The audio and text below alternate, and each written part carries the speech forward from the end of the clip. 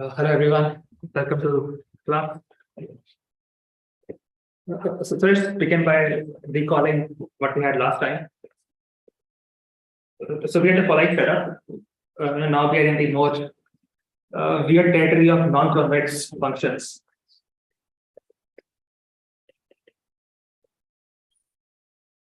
And in general, as we remember, minimizing a non-convex function can be hard. And in fact, finding even a local minimum will be hard.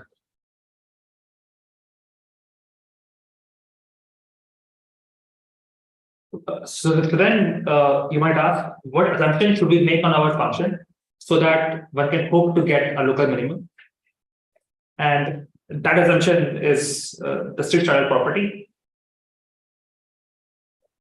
which is introduced by Gay et al. And some others in 15.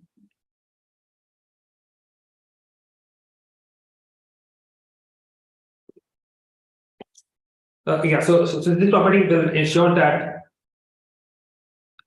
a perturbed, a noisy version of gradient descent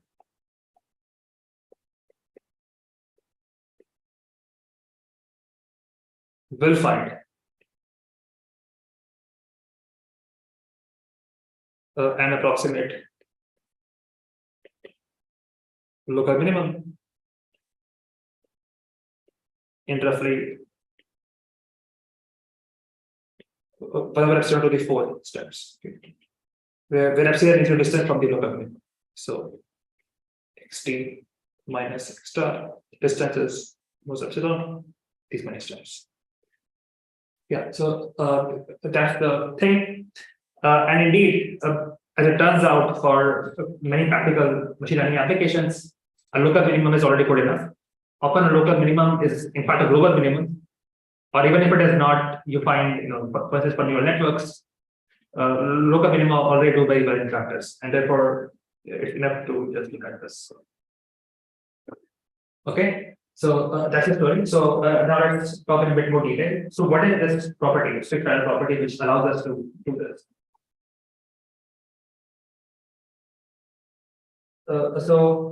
Roughly speaking, this says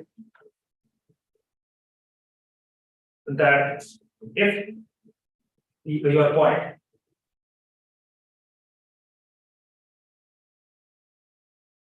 is both far from a local minimum and is a non-stationary point.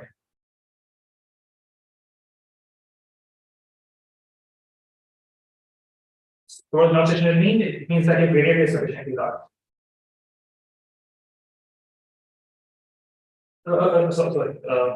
Sorry, the other way.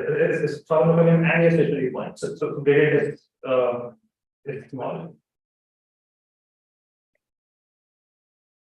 Yeah. So if your point is both far from a local minimum and it is also a stationary point, or sorry, an approximate stationary point, then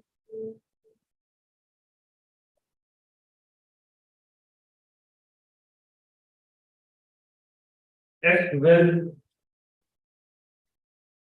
be a strong local max in some direction. Okay. So as you might know from calculus, it's a point of two types. Either they are local max, local min, or saddle points. So what we're saying is that it is an approximate stationary point and it is part of local minimum, so it is definitely not part of local minimum. Then it must definitely be a strong local maximum in some direction. So in particular, saddle, and let me try to draw a saddle kind of badly. There is like a bad saddle drawing. So then that this curvature, so in the direction which is perpendicular to the page, the function is a local maximum. The same that it's a strong local maximum, so it's curving very sharp. So curves sharply perpendicular to the range. So yeah. So that's why it's called a strict pattern. So not a pattern, but a strict pattern. Yeah. So that's the property. And yeah, and this assumption we will prove today that noisy gradient descent will find an approximate local minimum. And why noisy? Because the gradient descent might get stuck here because this is the stationary point. But the noise will hopefully kick you out of this point. And why will it kick you out? Because of this strong local max property. Because in this direction, it's completely so sharply that if you add some noise, it will eventually move a little bit in the direction where there is local mass. The moment it moves out, because of how sharply it curves, it will just keep moving away and away. Yeah, so that's the illusion. And now we're talking more details.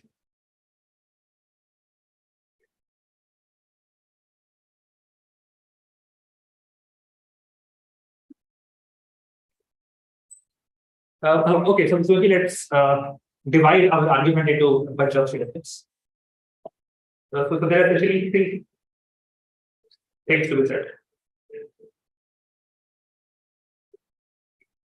So first of all, what happens if a function, if your point is far from any of this? Okay, so if x is a non-stationary point,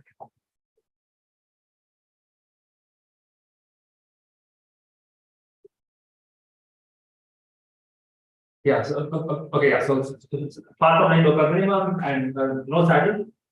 So there's a right case, and in fact, here we showed from your previous classes that because of smoothness, so assuming smoothness ensures that function value decreases.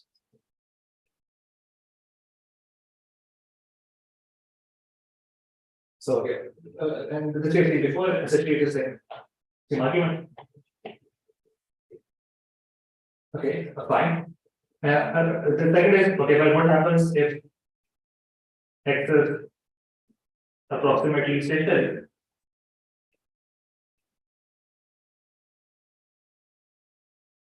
And also far from local minimum.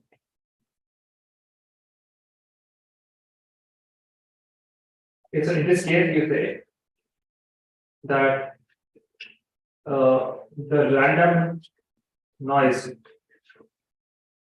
will take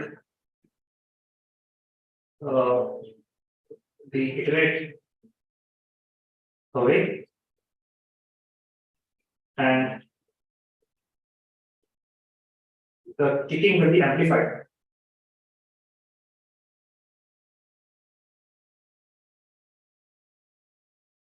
In the direction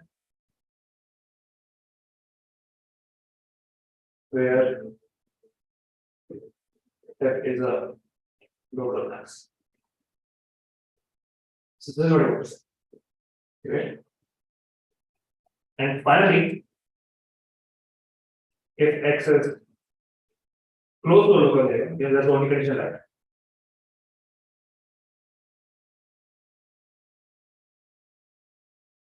Then you want to say that you will discuss it. So, and this requires additional from complexity. So here you have to assume strong complexity near local minimum. Yes, if you assume this, then you can say that your iterate will be stuck there. Yeah. And why is it important to say? Because here you're adding noise to the process. So, so what could happen is that maybe you come close to local minimum, but then the noise just throws you out. When you use strong complexity, then you will come closer so fast that the noise will not away. Yeah, it's unclear if this assumption is a good assumption because in practice it is found that I think for neural networks, local minima are often flat. So this is not a good assumption in practice. But okay, it can't be perfect. So we have to assume this here. Cool. And one more assumption we will make here to make our life easy is that our function is not just smooth, but in fact, its second derivative is also smooth. So in fact, f is rho Hessian.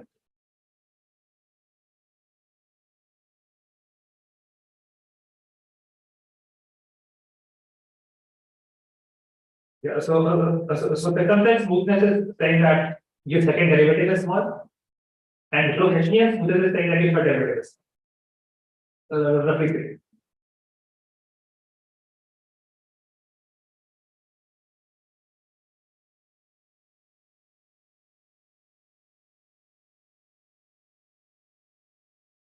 And why will we hate this? Because in our analysis, we will just assume that our function is limited to the first three terms of the Taylor series, and then by just assuming this Rho smoothness, we will just handle it and say that okay, your fourth term is small because your third derivative is small, and so we don't really care.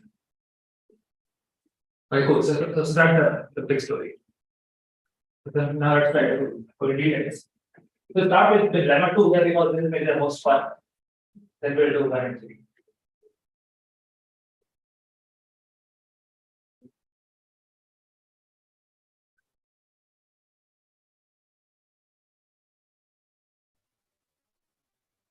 Okay, great. So let's change the lemma formally.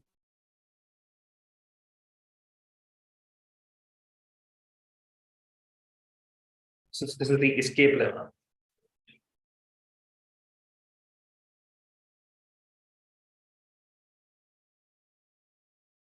So if NGD, so NGD is short for noisy gradient descent,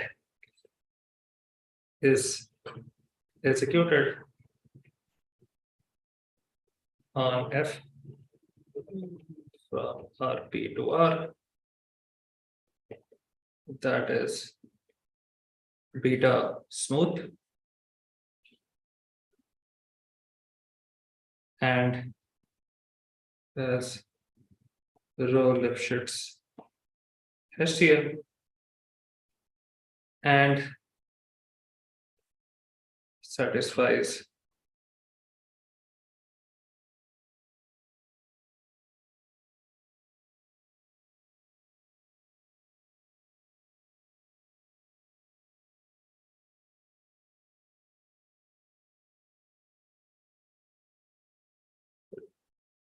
alpha, gamma, kappa. This is, I think, I keep forgetting. Yes, it's some symbol. So say, yeah, strict trial property. This is strict shadow SSA property.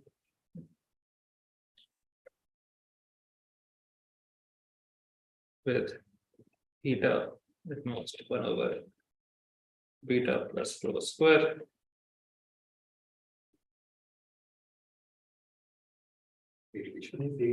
Oh, beta is the leading. Yeah, exactly. Then if xt satisfies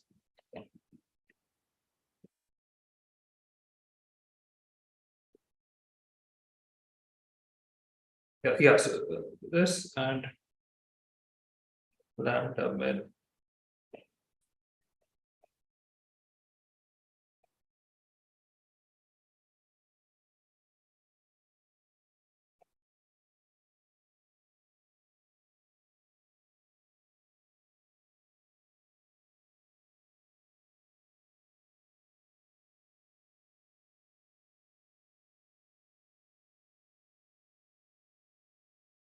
is a p.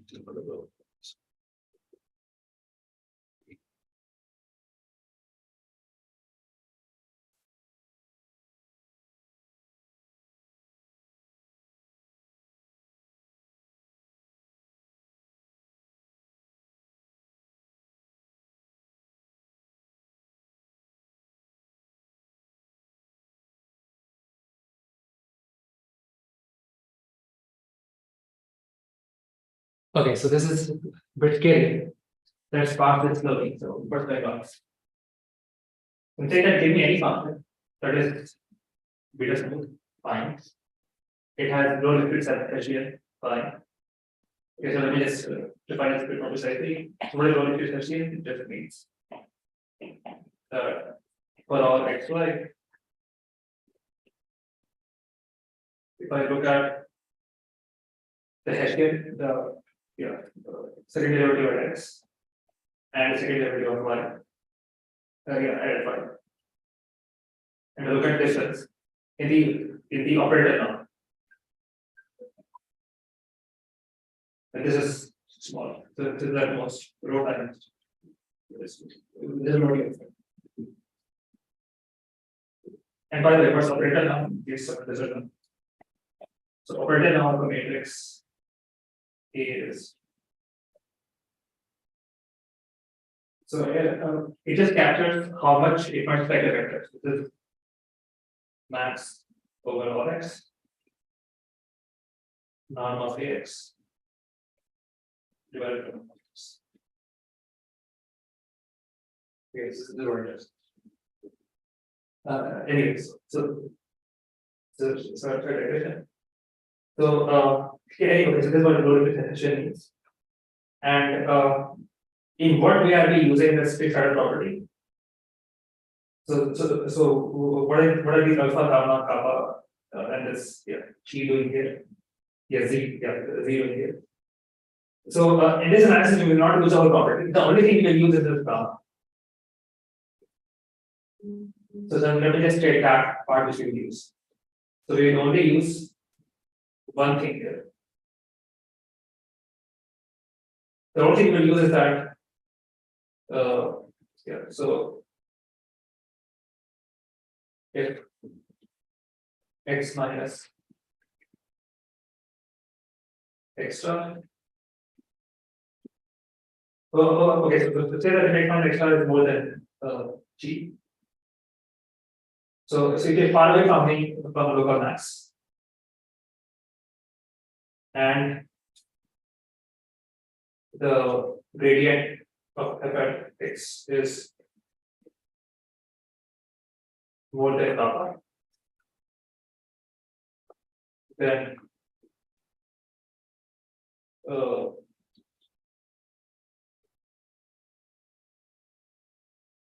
vector is enough.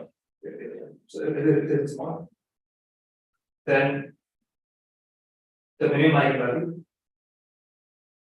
So the minimum eigenvalue of the Hessian captures the curvature. So this is how much the function is curving in local max direction. This is minus star. So this is the only thing that we use. Yeah, so from this picture. So so the random captures how much this curvature is.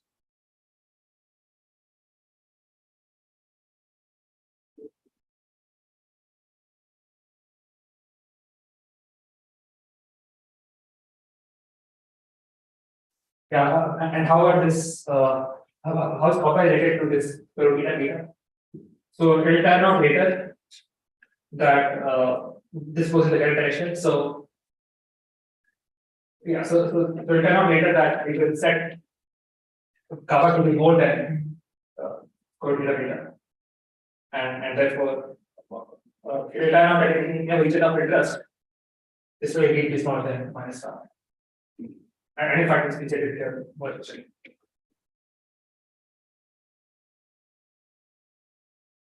Oh, okay, whatever. Don't worry too much about the constants.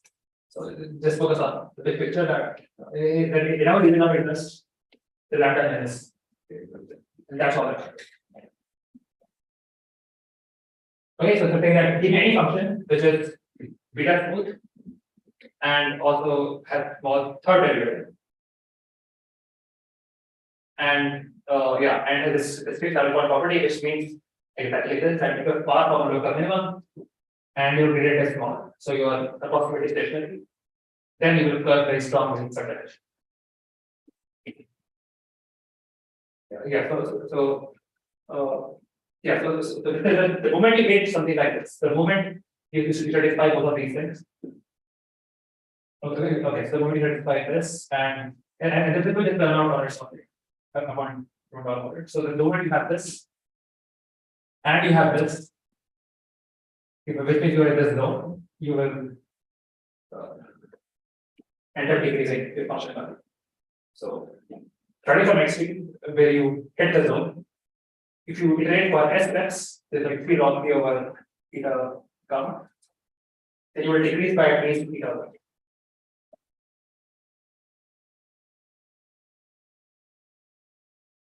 Okay, cool. Okay, so sorry. Oh, no, I think the improvement will become quite much again.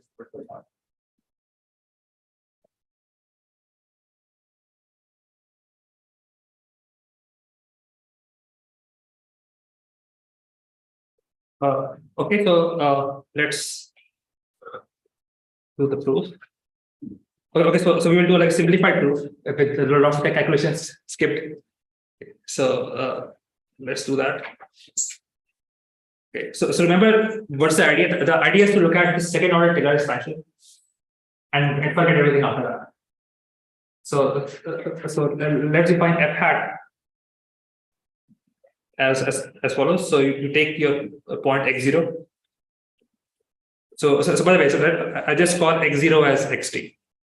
So remember, xt is where I entered this region of being a stationary point and having this strongly curving negative direction. I just call it x0 for simplicity.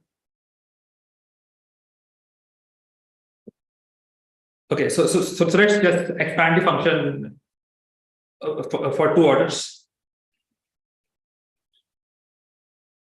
Okay, so this is just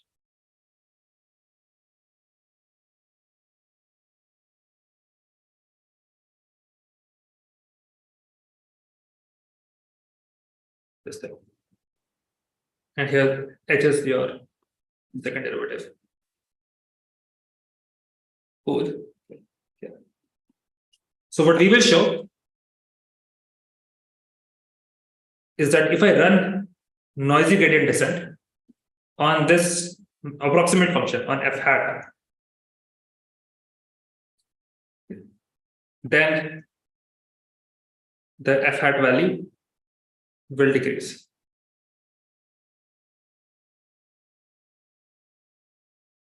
After some s steps.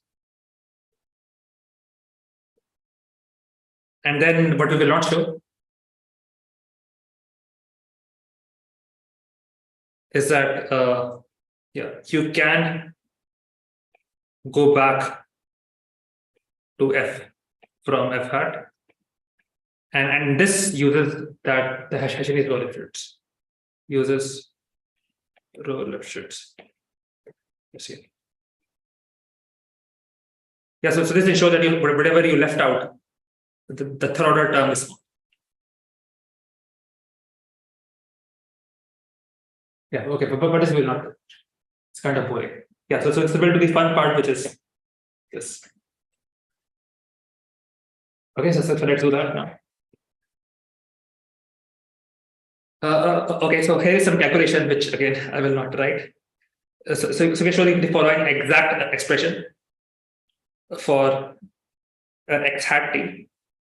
So what x hat t? X hat t is the tth iterate starting from x hat 0. Okay, so this is x hat 0, where you started.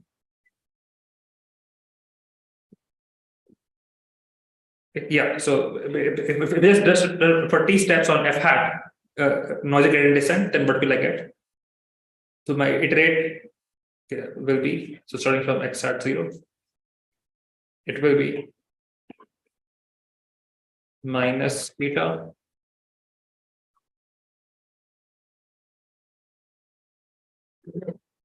starting from 0 to t minus 1.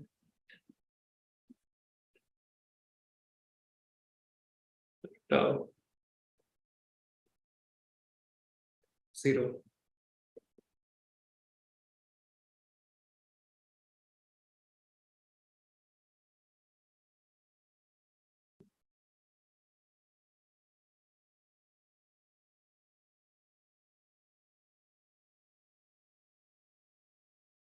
Okay, so this is what it looks like. Now this is a bit of a scary expression, so let's think about this a little bit. So what's going on? So it's saying that, okay, by the way, let's just recall what the iteration was. The iteration was xt plus 1 is xt, so we correct that. Minus eta times the gradient of f at xt. That's my usual gradient descent. But I add some noise now. Think it will tau. This is my connotation.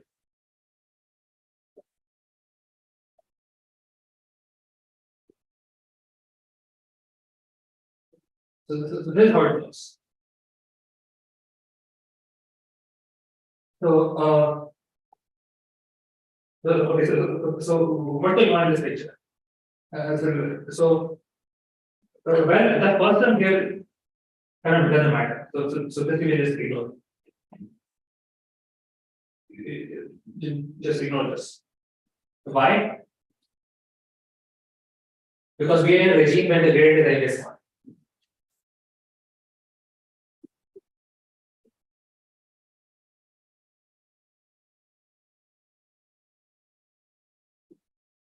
Okay, so this term will not really matter so much.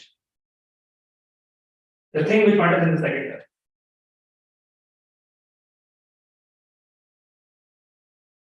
So what's going on here? So here again, this beta t, this beta term is a noise being added at step term. And what is saying is that this noise gets amplified by this factor.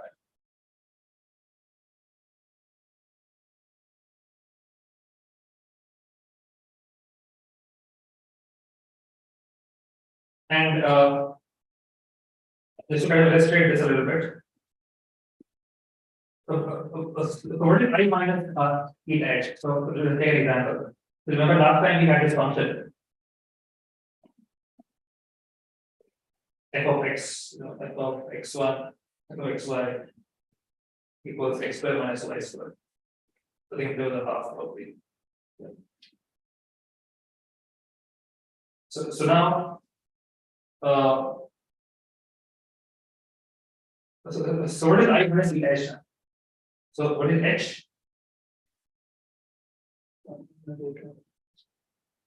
So h is 1 minus 1. So what is I minus eta h? This is 1 minus eta, 1 plus eta.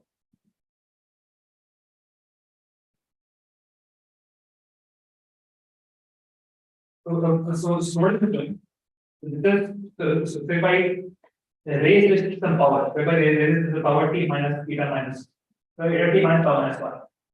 When I raise it to this power, then my first coordinate decays. The second coordinate amplifies.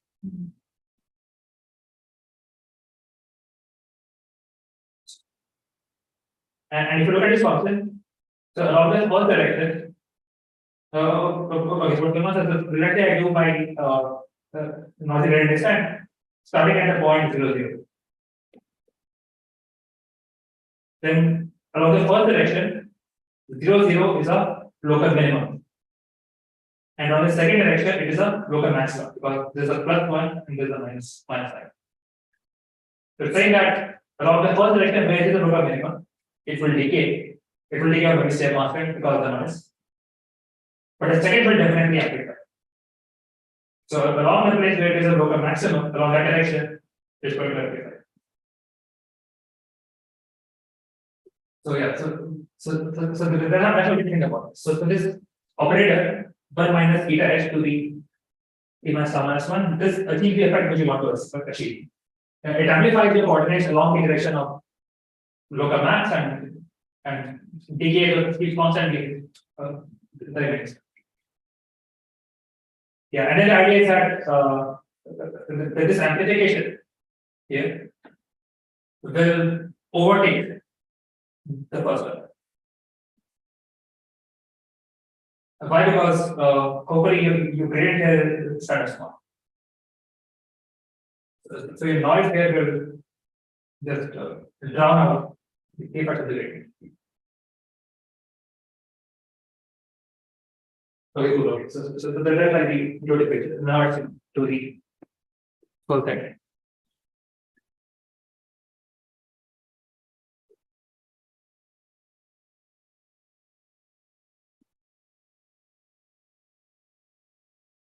Okay, so now if I plug this expression for x hat t minus x hat 0 into my function value, remember I wanted to show that my function value is decreasing.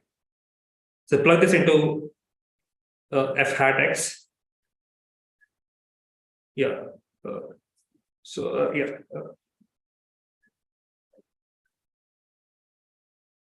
Then I will get that expectation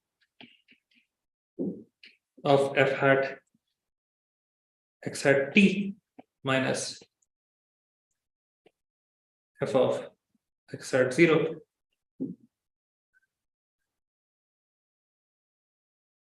This is okay, so it will be this weird thing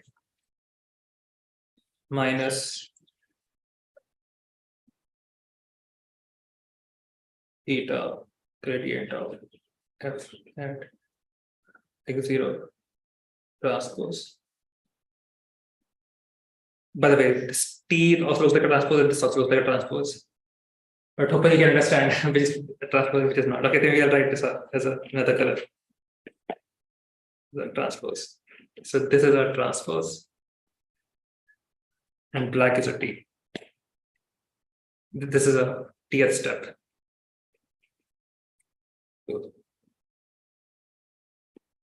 So this times this matrix.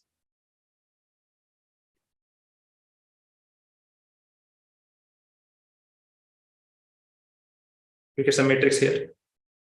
Then you get plus over 2.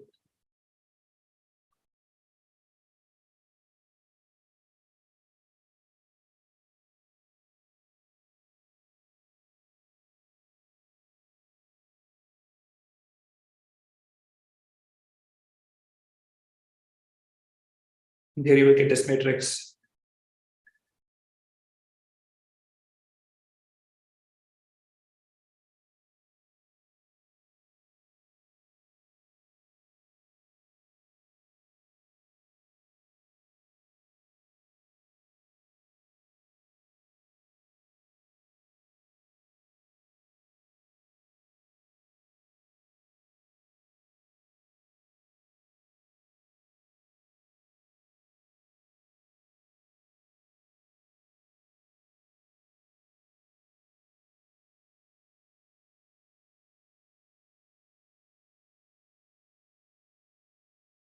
Okay, so that's what it looks like.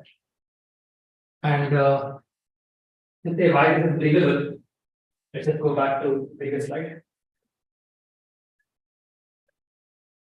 So all I'm doing is I'm plugging this back in and taking expectation. So if I do that, then okay, here I will get some linear terms.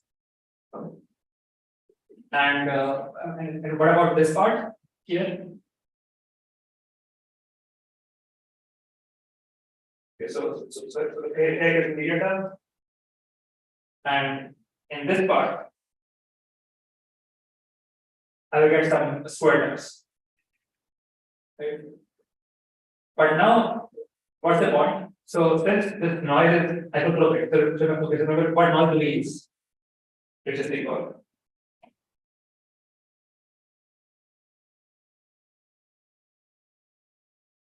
So the noise is uniform from the sphere.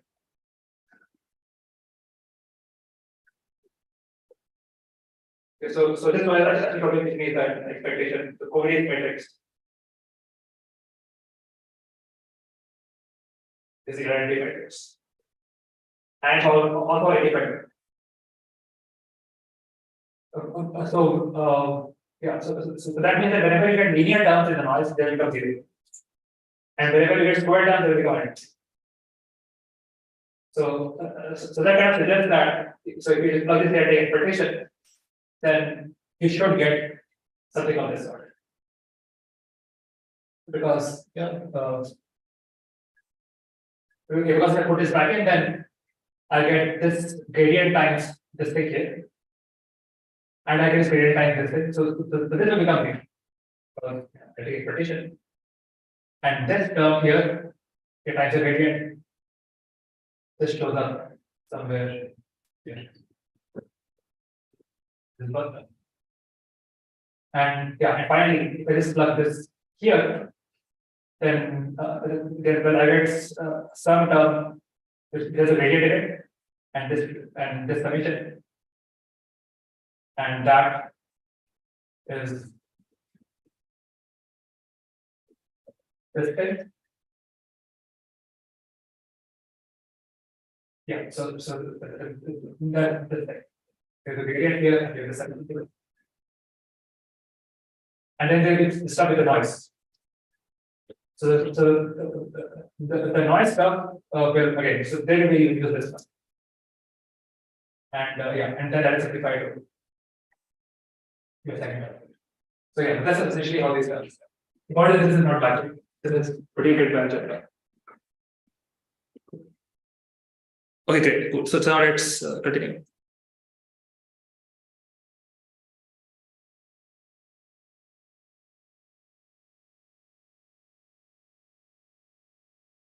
Okay, so you can show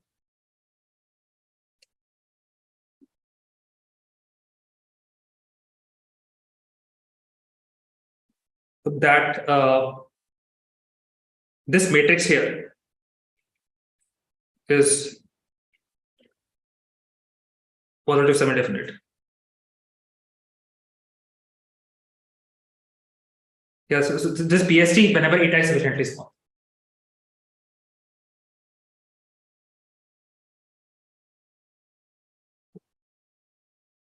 And it's kind of believable because this is IP minus eta h. If eta is kind of very small, then this will be PST. And same goes for the stuff here.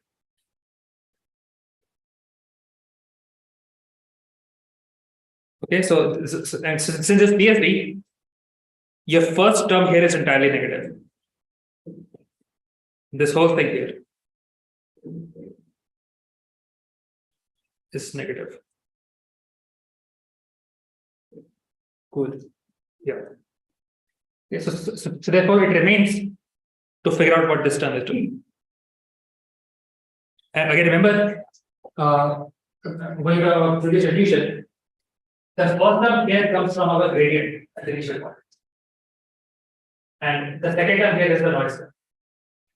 So what we show is that okay, this is especially negative, and this is in fact this is to contribute to our degrees.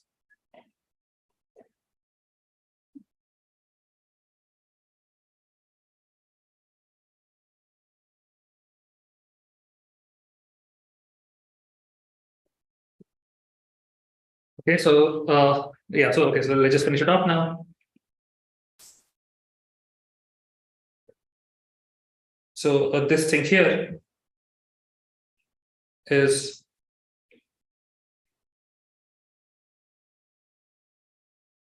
eta over 2 times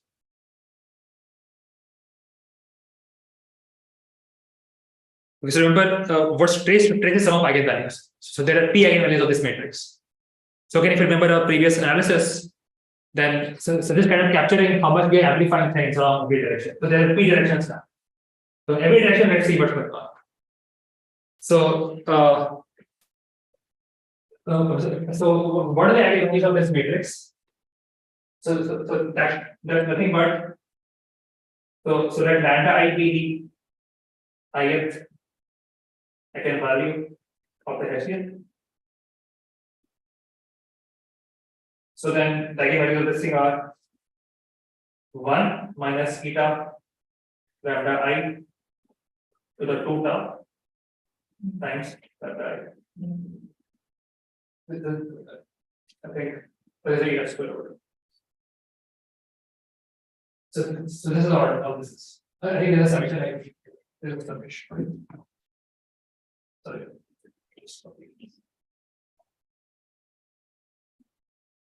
Line this issue out. Yeah.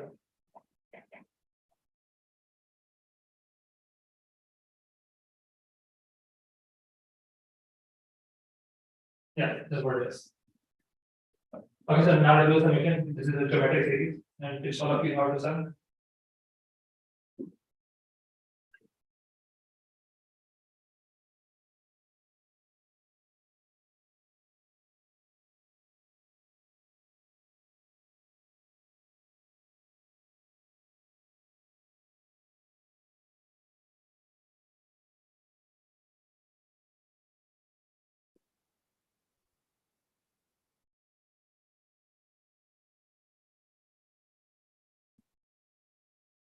Yeah.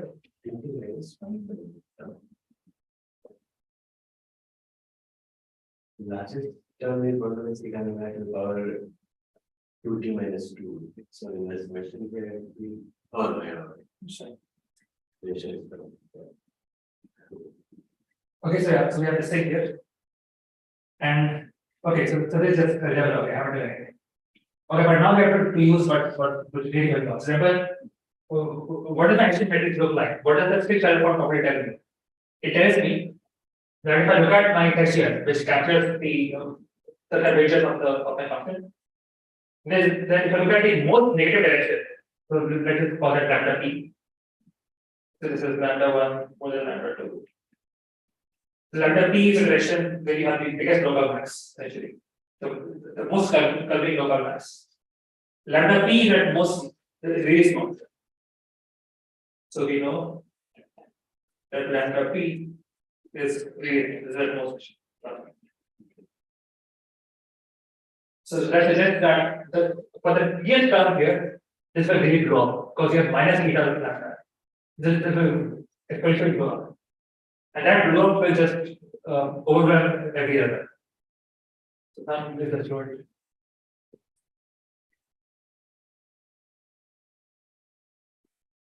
Let's just finish it off.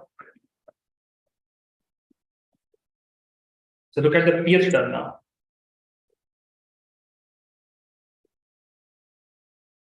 So lambda p is at most this comma. So the term is again. So you have s square over 2. And what is the PS term? So that is lambda I, which is minus gamma, times 1 plus eta gamma to the 2t divided by 1 plus eta gamma square minus 1. Okay. Yeah, and now if your t is what I had said it is, so remember we run for something like log p over eta gamma steps. So then if I do my approximation, so here I'll do a bit sloppily. 1 plus x is approximately e to the x. Then this thing here becomes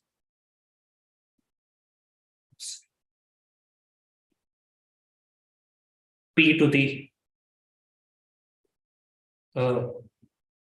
order 1. Okay, so yeah, some polynomial in p over eta gamma. Yeah, so get something like this.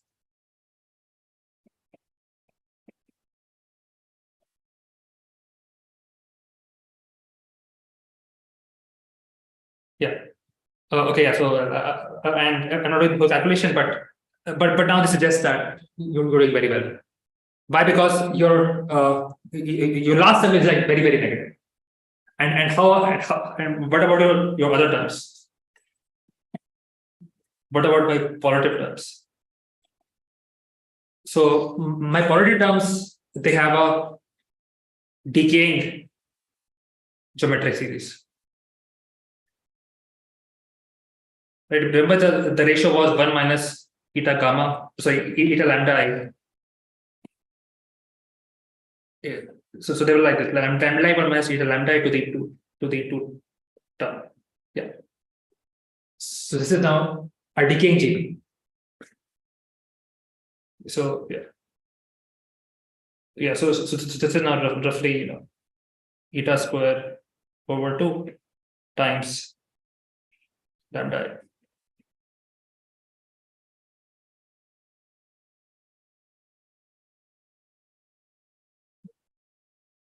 Yeah, and these lambda is are not too big also. So lambda is are at most beta because my function is beta squared. Yeah, so okay, so I'm not doing the whole thing, but roughly speaking, these terms will not do much. And and even p of these things. So even so even p positive terms will not be much.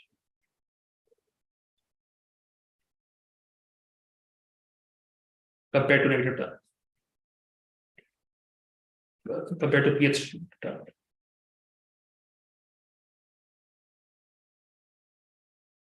Okay, yeah, so that's roughly the. Okay, so yes, I'll just stop here. So this suggests your. Okay, so all this means that your function values will decrease by half. Will decrease by yeah, something like minus or beta. Okay, let's stop.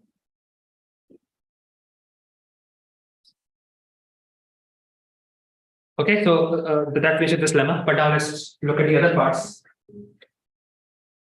The argument.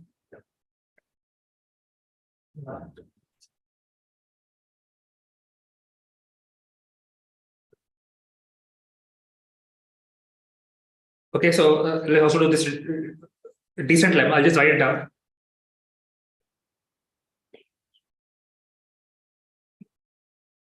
So if you run ngd on a function that is beta smooth with eta less than 1 over beta,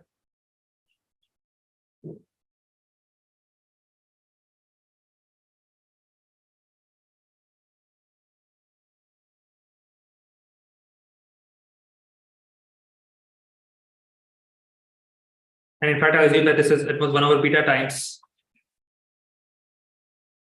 min of 1 and kappa square. The kappa is from the Starter point property.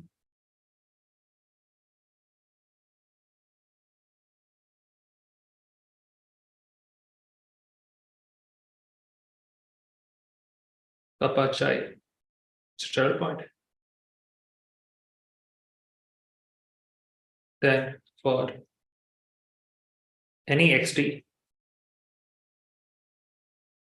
satisfying gradient of f of xt is more than square root of beta beta. ngd ensures expectation of xt plus 1 xt minus beta over 2. Okay, so this I will not do this I think in the proof which we have taken 100 times already. We just use beta that's all. And I'll just point out that this works as long as the gradient is large. It's more than beta. And contrast this with the previous thing. So this was value gradient is smaller than this. Okay, so we try to cover both cases. Okay, so in both cases you get degrees. They will get 4 degrees, they will get eta degree. Okay, don't worry too much about how much it is, but the point is it decreases. The proof is you know how to do this. Okay, so now I'll do one last lemma, which is the entrapment lemma. So what I say that if you are close to a local minimum, you will get trapped there. So you will not run away because of the noise. So ngd on f, that is again beta small as alpha gamma G. So starting point. And here I will assume kind of weird technical condition on eta. It's at most enough alpha by beta square G square over log 1 over delta G. Okay, don't worry too much about this technical condition. For some delta more than 0.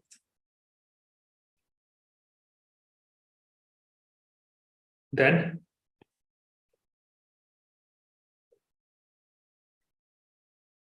if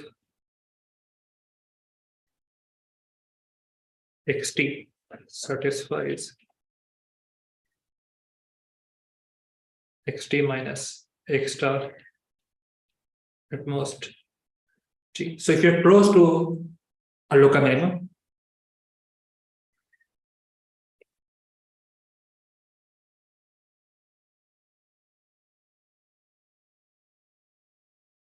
then with probability 1 minus delta, you will stay near the local minimum. Okay, so in particular,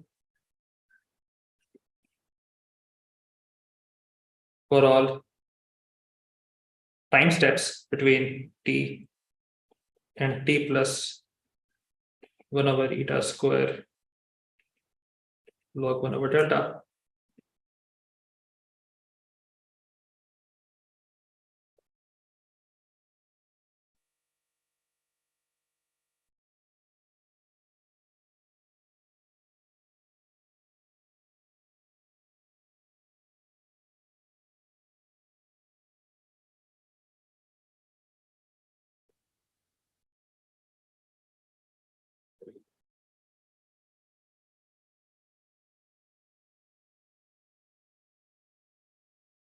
okay, so what does this say?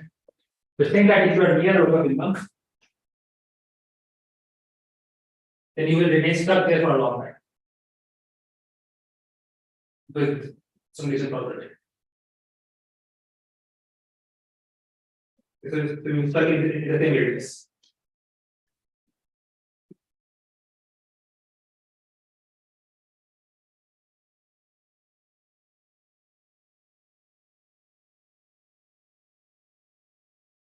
Okay.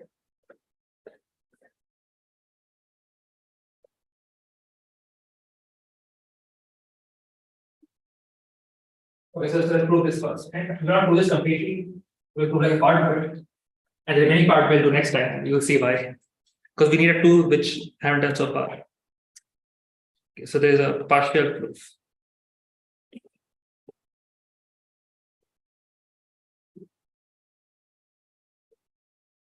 So let's look at the expectation of what we care about. Remember, I want to know the expectation of xt minus x star.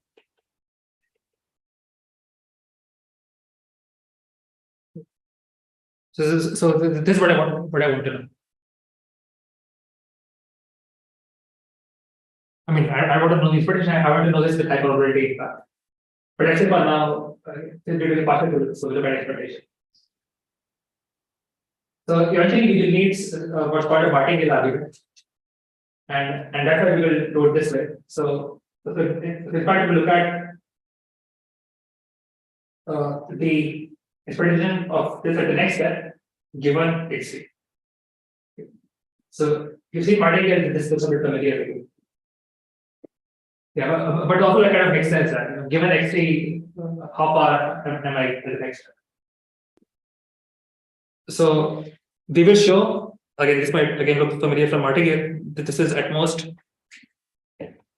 1 minus eta alpha times xt minus x star square alpha. Okay, this minus eta alpha. Okay, this minus eta by alpha. Is it lossless? So this is what we do. In some sense, it says that if I take this as a random variable, x minus x square minus eta by alpha, then this, that is my martingale. But okay, we'll do that next time. But intuitively, they say that my fluctuation, how far am I, looks something like square root of eta by alpha. So fluctuation from my local minimum is like square root of eta by alpha. So we will just do this big thing today. It's already interesting. Okay, so let's figure this out. So this is expectation of okay. So again, let's recall our gradient descent with noise rule. So this is xt minus eta gradient of f of xt plus zeta t minus x star square. So I've just written out the rule. Okay, I haven't done anything fancy. Minus eta by alpha.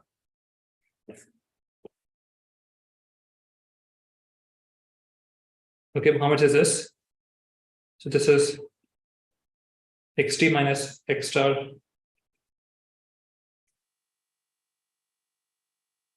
square minus 2 eta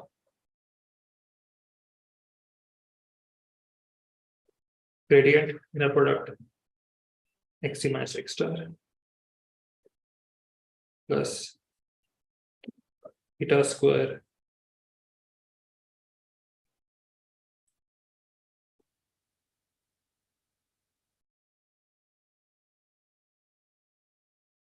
xt square. Your bound when the probability is large is blues. Your bound is blues when the probability is large, and it's tight when the probability is small, right? So that can you claim entrapment? So like if you see the previous slide. Okay, so I'll the previous slide. Yeah, so you're taking into probability 1 minute delta is the delta is small. The bound is loose, right? Yeah. So we want data to be small here. But then the bound is loose, right? Oh no. So the thing is that you pick eta later. So for any choice of delta which is positive, it just use eta so that this becomes.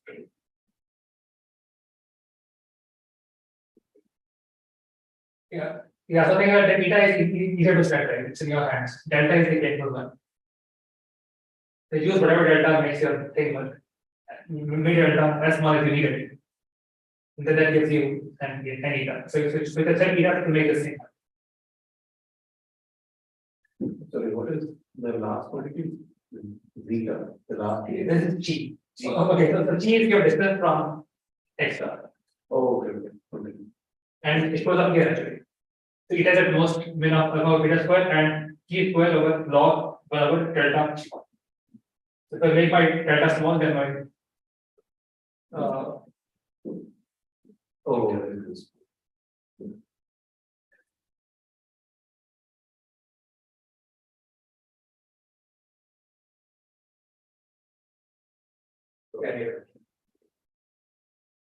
but it's something about gradient, so delta is really small, then my theta increases.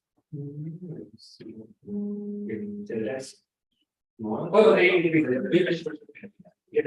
so yeah, it's right there. My fault. Sorry.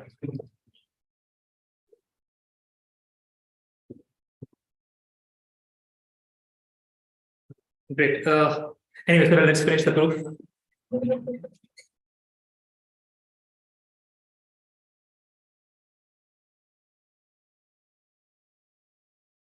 Okay, so we have this expression, and how do we get this? So we use the fact that my noise here. So again, this noise is 0 means. So linear terms the noise becomes 0. And quadratic terms, the square terms becomes eta squared. Eta squared becomes this. So expectation of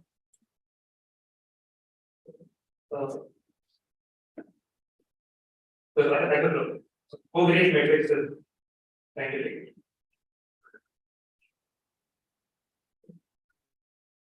Yeah, so the square term becomes this.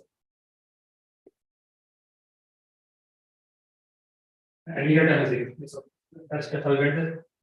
And okay, so now let's figure out how to do this. So this thing here, by smoothness, is at most beta squared. Fine. And now I want this to be large.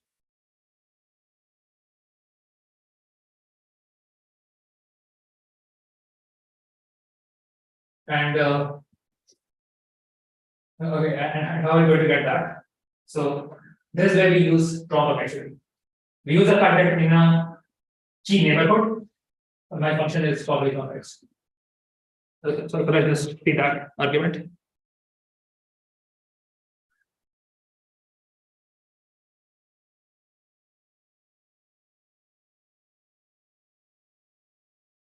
So it'll turn out, okay, so let's just do it. So f of xt is at least f of x star plus alpha over 2 xt minus x star square. So that's my strong complexity. Why? Because the gradient at x star is 0.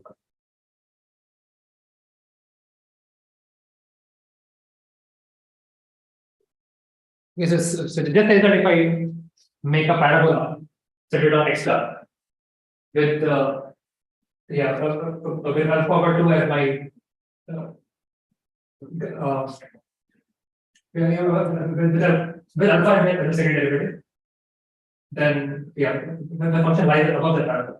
So that's the strong complexity. The function lies above a quadrant. And yes, so the third thing. And secondly, f of x star is at least f of xt plus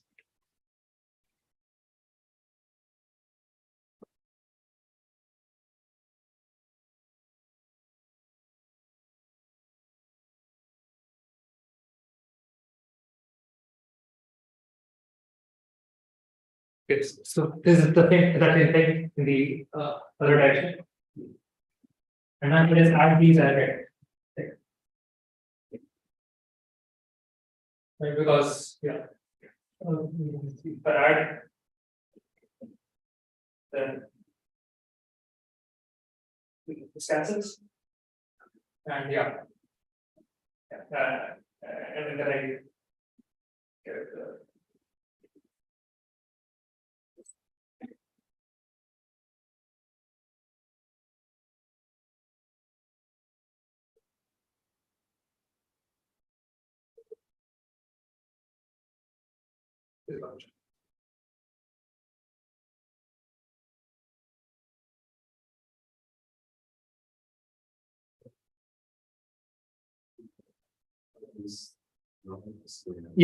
transit now. Yeah, exactly.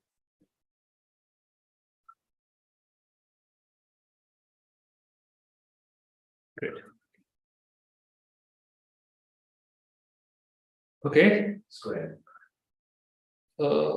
It is square. Yeah, that is square. Good. Nice. Cool.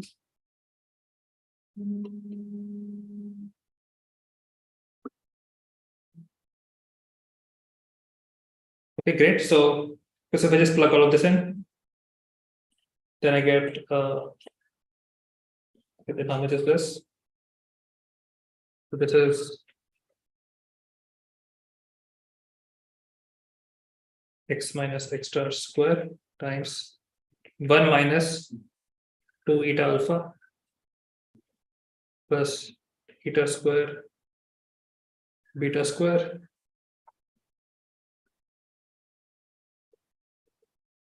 plus eta square minus eta over alpha.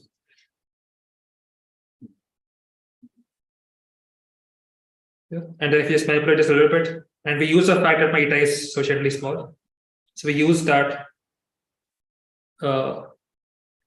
eta is less than alpha over beta square to kill one term, and then I get what I wanted.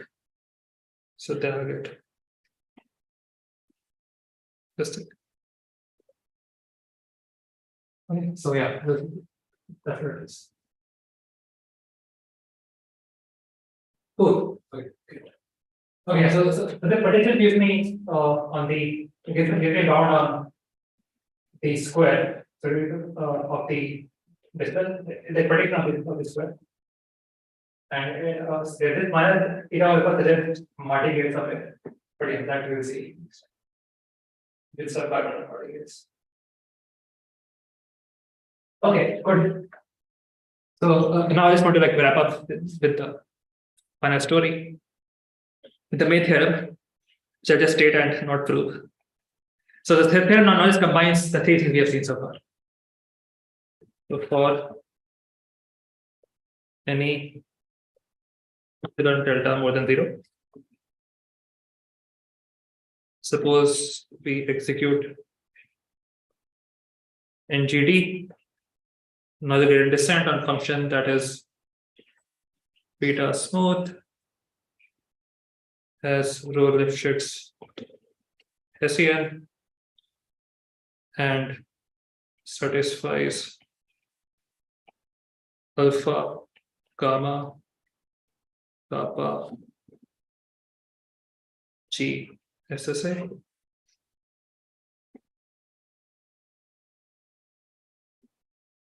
So yeah, SSA is to type one property.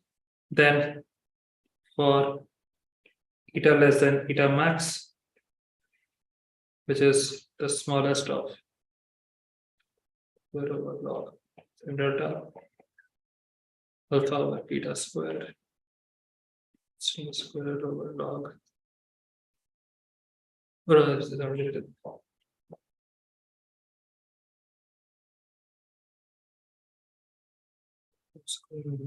Beta beta plus whole square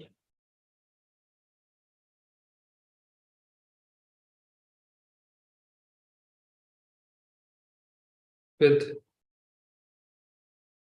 probability 1 minus delta after t, which is at least log rho over, I think it's not log, just log p. Log p over eta squared log 2 over delta iterations NGD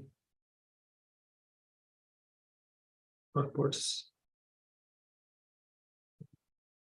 period xt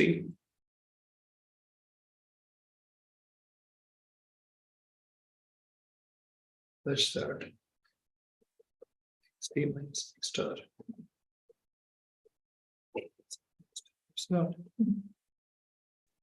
or some local minimum.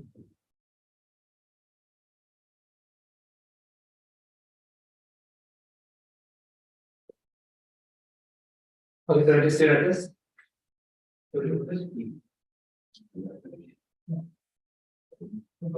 P is the number of dimensions in the input. So log P showed up in our previous number. But that is also some cutoff for the eigenvalues. Oh, okay, so that you corresponded to the dimension. Yeah.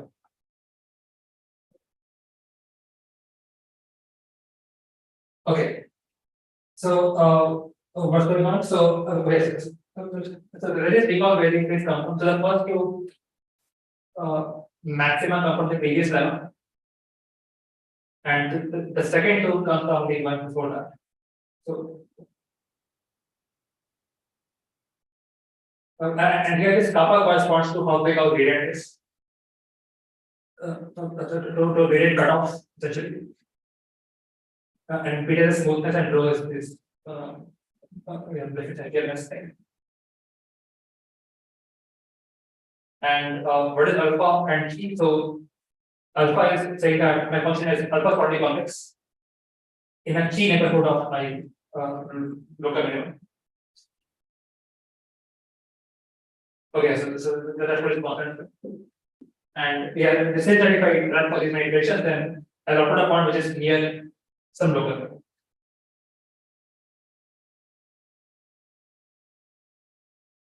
Okay, maybe let's look at the proof outline. Then make it more clear as what's going on. Right now, it's a bit too much to digest.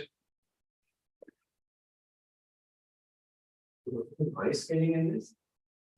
Okay, so noise can just happen implicitly. Okay, so just put it as one. Yeah, so it's one because we selected the rest of the things. yeah, other things to make it one. So in particular, this kappa is equivalent to be of the scale of square root of eta beta. So if you remember, we said that so our saddle point lemma, so our escape for saddle point lemma, there we assume that our gradient at the initial point is at most square root of eta beta. That kind of gives the noise scale. So that is not too much bigger than that. Because the thing is, you are saying that you can get within epsilon this with high probability. Yeah. But if your noise scaling is much bigger than epsilon, then this is a little bit correct. So there should be some constraint on this epsilon. Yeah, okay. Yeah, so I think this is a bit sloppy. So the way you would do it is maybe as long as the gradient is large, you don't bother with the noise at all. So but the moment your gradient becomes small, then you start adding. But it's large, then you don't care about it. Yeah, so it's not a very No, even then, once you reach close to the local minimum, let's say C is like large, you are within C, so you have already started adding noise, but you want to get within epsilon. But if the noise you're adding is much bigger than epsilon, you will still not reach within epsilon in that target. Unless you take some average, like you take average. Oh, I see. So your epsilon so your noise should be smaller than your epsilon. So there should be some constraint on epsilon. Like you want your noise to be large enough compared to this stuff so that you can escape your. But I think it's sort of incorporated here because that I take. Yes, be very small. Right. Okay. Yeah. You're definitely this. Yeah. Okay. But in all of this, when you use that isotopic noise, it is only for the escape length. And you wanted to just use the fact that the covariance matrix of identity and That's for the entrapment lemma that your noise is not. entrapment and escape, which one? Both. So in escape, we showed that the noise is large enough to escape. And in entrapment, we showed that the noise is not too large that you escape from minimum.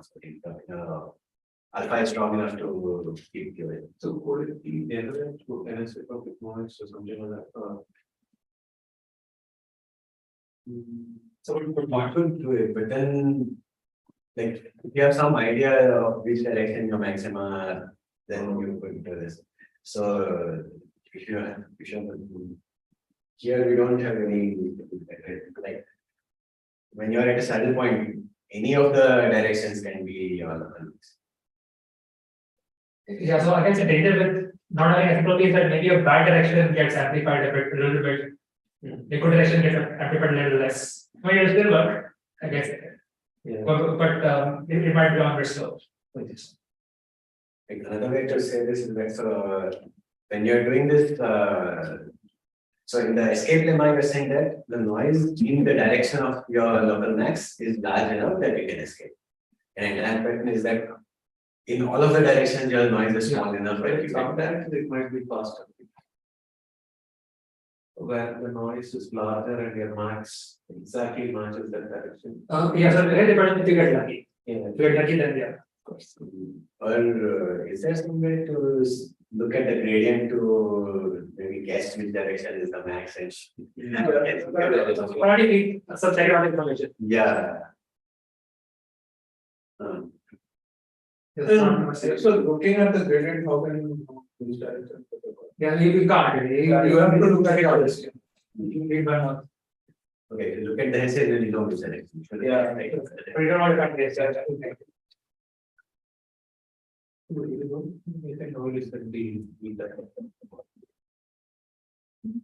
So yeah, we can do some. Oh, So now it's still yeah. okay.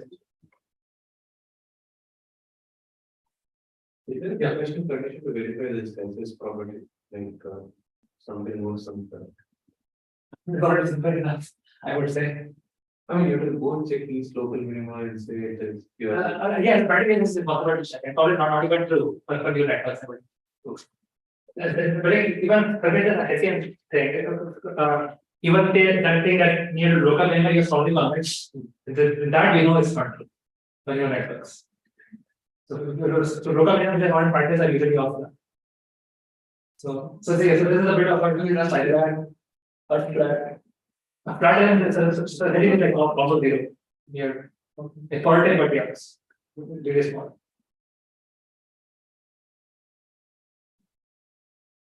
Anyway,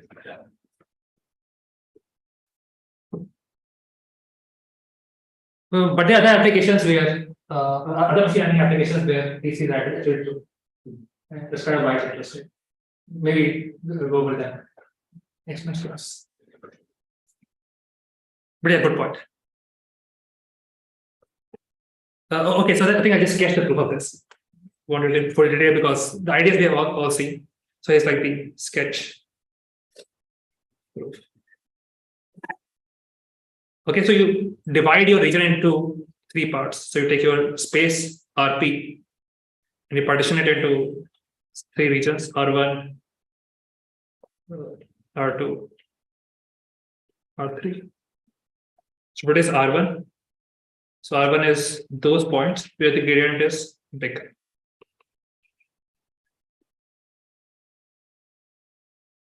R2 is points where the gradient is small. And the minimum eigenvalue is also really small. Is high negative, and R3 is whatever is left.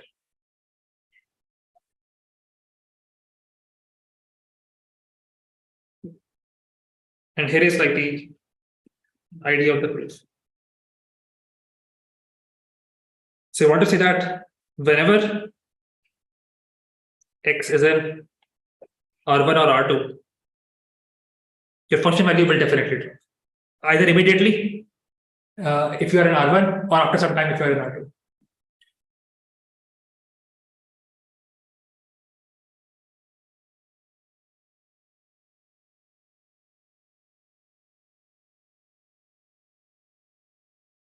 Okay. Yeah. So therefore, we will enter R3 at some point.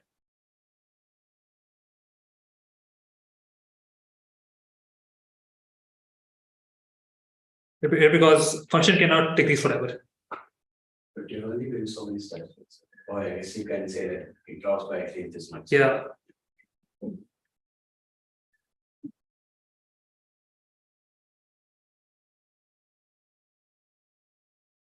Yeah.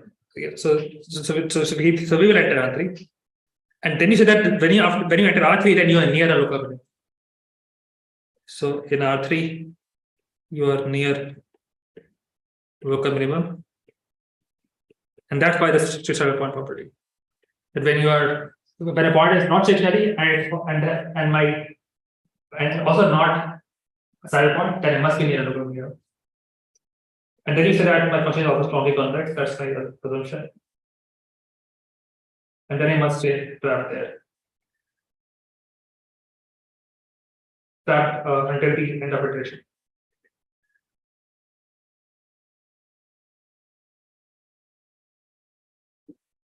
So, there are high probability versions of the different lemma and the escape lemma.